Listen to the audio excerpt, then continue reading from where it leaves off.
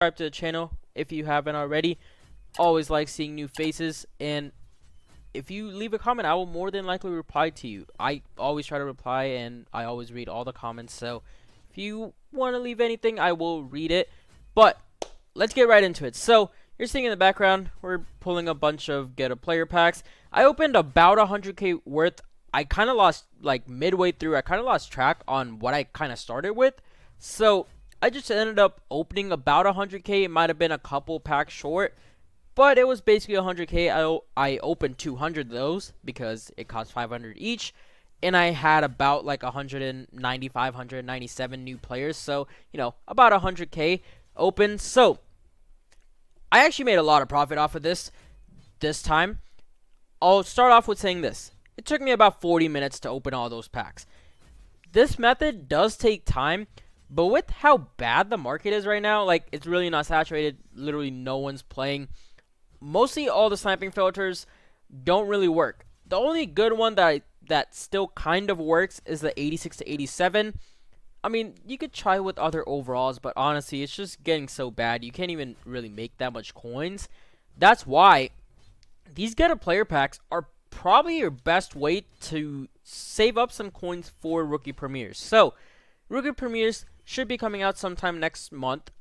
I would probably say in the first week and a half of July, it should be out, because this player spotlight promo is going to be going throughout June. I don't know if it's going to be going into the first week of July too, but it's definitely going through June. So when the rookie premieres come out, you're definitely gonna want a lot of coins. Last year, I believe if you just opened packs, it costed about 800k if you just opened packs.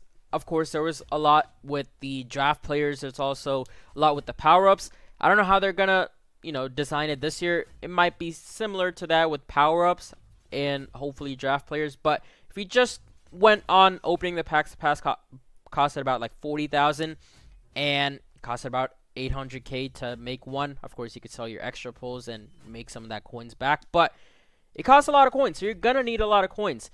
The best way, in my opinion, is just open these get player packs. Just sit for like an hour, 2 hours. Maybe if you're just doing something else, you just want to do it in the background, and it's pretty simple. Just open these packs, a lot of it.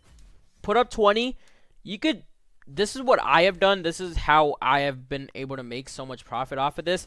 What I have done, I've just been opening a bunch of packs like one day, and then throughout the night when I'm away from it, I just occasionally check into the Madden companion app, go on it, sell a bunch of players, or put up like 20 auctions, come back like 20, 30 minutes later. Usually all are sold. That's what usually happens with all of these players.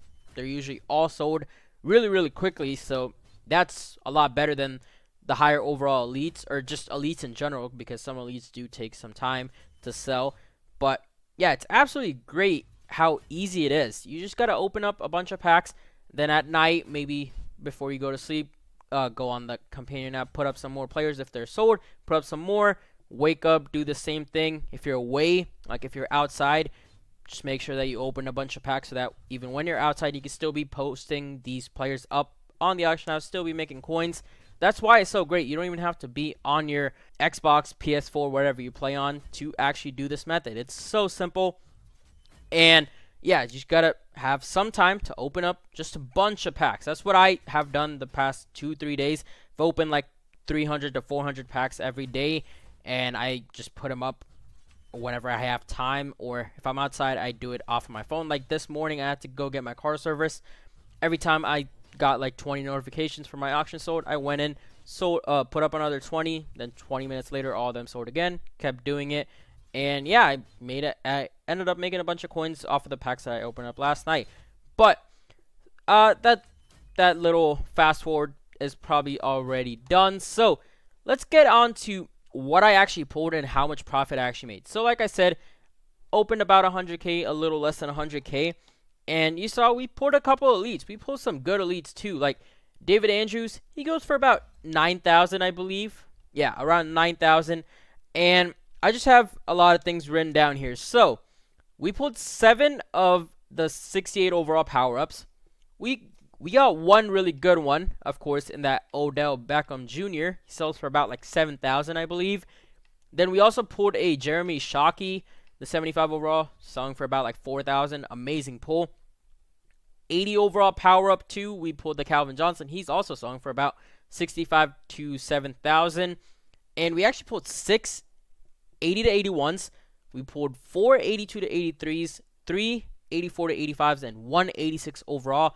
You're not usually going to be seeing a lot of higher overalls in this. You're just hoping that you pull quick sell players because those are just amazing, amazing pulls. But the thing with this pack is you literally make profit almost every single time you open this pack. Literally almost every time you open this pack, you are going to end up making profit. Sometimes there are a couple of lower overall, like there's a couple of silvers and golds that sometimes do drop off to about 500 coins. But believe me, you just put it up for like 600, they will sell. They'll take some time, but they'll sell. 62 to 65 overalls, though. If you pull these, which we pulled 59 of them.